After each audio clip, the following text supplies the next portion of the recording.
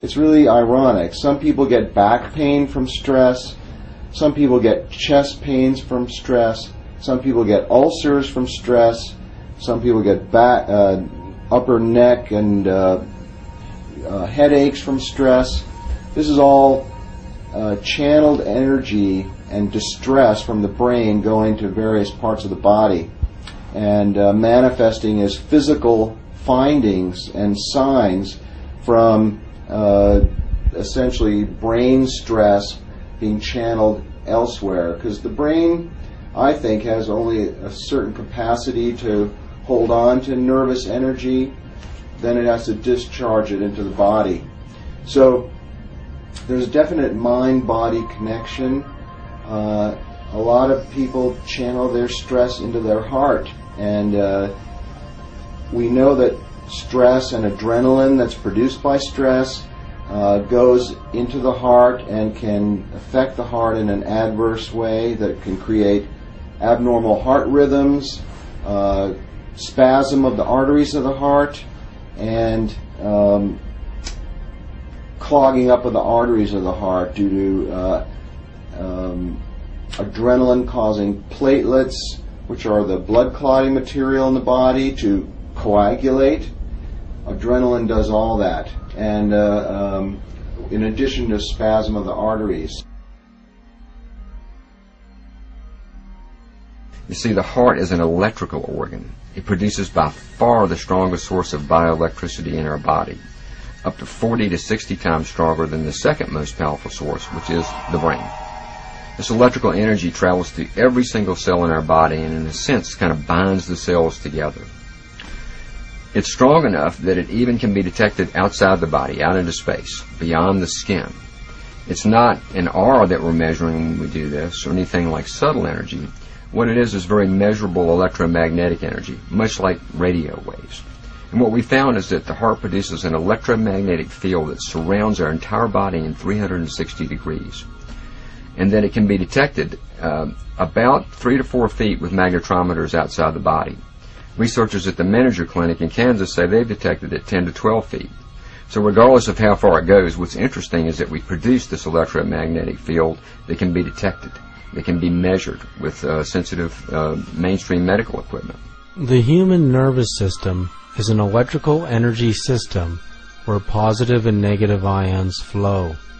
We can even measure the surface electrical activity of the body at the fingertips using a simple voltage meter in the millivolt setting.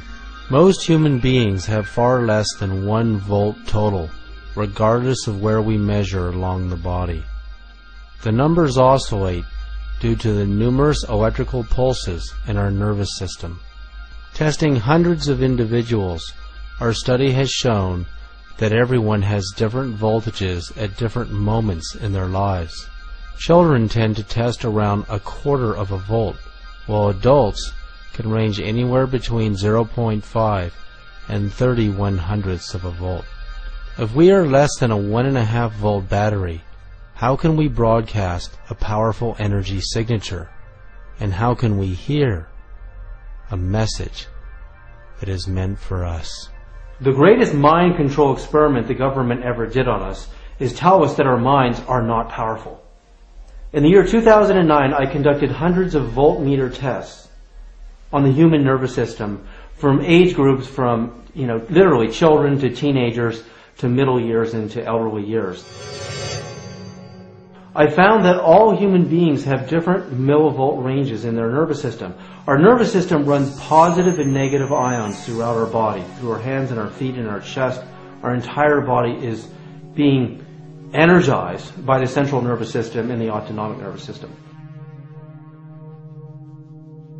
People who have medical conditions such as severe depression or nervous system disorders such as MS have millivolt ranges that go between somewhere around 5 and maybe 9 millivolts.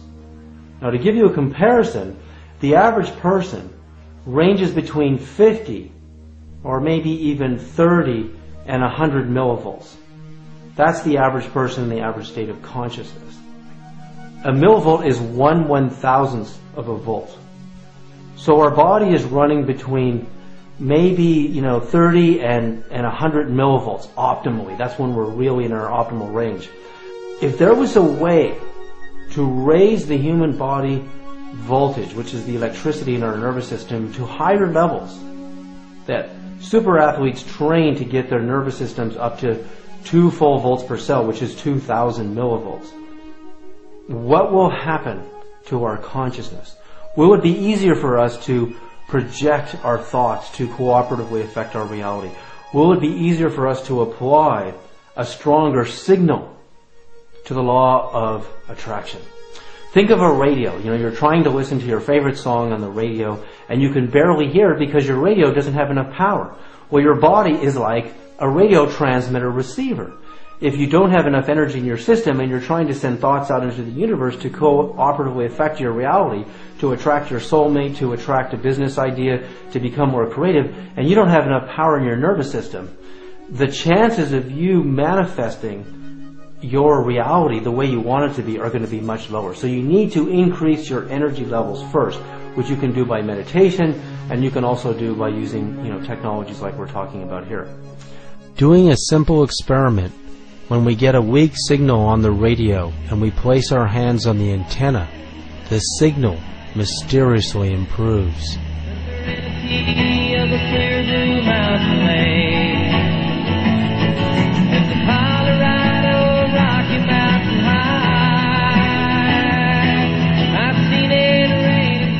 This is scientific proof that we are likened to an antenna that receives messages from the beyond. Our future soul match might be trying to broadcast us a message, but if we are not tuned, we will not hear what they are trying to tell us. You either need more power or a more finely tuned radio. Did the ancient stone builders know the secret healing powers of spiritual vibration stone technology? Did they know that stones and crystals could hold memory? At the University of California at Stanford in 1993, scientists were able to store a movie of a hummingbird in 3 dimensions and a separate movie of the Mona Lisa painting inside of a crystal and get it to stay there. If that sounds impossible to you, this is an ordinary sheet of plastic. It's called a DVD. And all it is plastic with a mirror shiny coating on the bottom. A laser bounces through that sheet of plastic, bounces off the mirror coating on the bottom, and sends back the information, a movie, a song, your computer files, whatever you want to store in it, to retrieve it so that you can see pictures, you can hear songs, you can hear voices, and you can see photographs and all of your data files in ordinary plastic. Now I'll give you an example here of what we have. This is stone technology. It's in the same shape as the universe, which is a toroid. It's actually the same shape as the Earth's magnetic field and the same shape as the human eye and the iris. And what we do is we send these stone pendants, which you can wear around your neck and hold in your hands.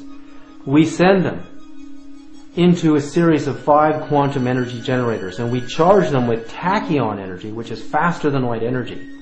And the frequency vibrations of the tree of life and the frequency vibration of the NASA actual sound of the sun. So basically, like little miniature hard drives, we found a way to trap, just like a DVD does, traps a movie or a song. We can trap the healing vibrations of the universe in a stone. Then what we did is we tested people. Hundreds and hundreds of people were tested, wearing the pendant, holding it with the left and the right fingers.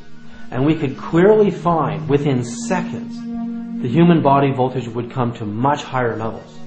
While these amazing stone pendants can raise your vibration, scientifically demonstrated, could this increased energy be applied to broadcasting our thoughts and true intentions, giving us a stronger signal? Super athletes and psychics and healers and telepaths have much higher body voltage than the average person.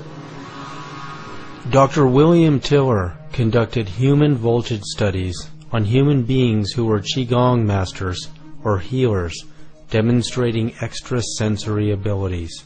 50 to 100 millivolts is natural. If you put electrodes on the ear, which is a norm for the body in physiological tests, then you're talking about a few millivolts.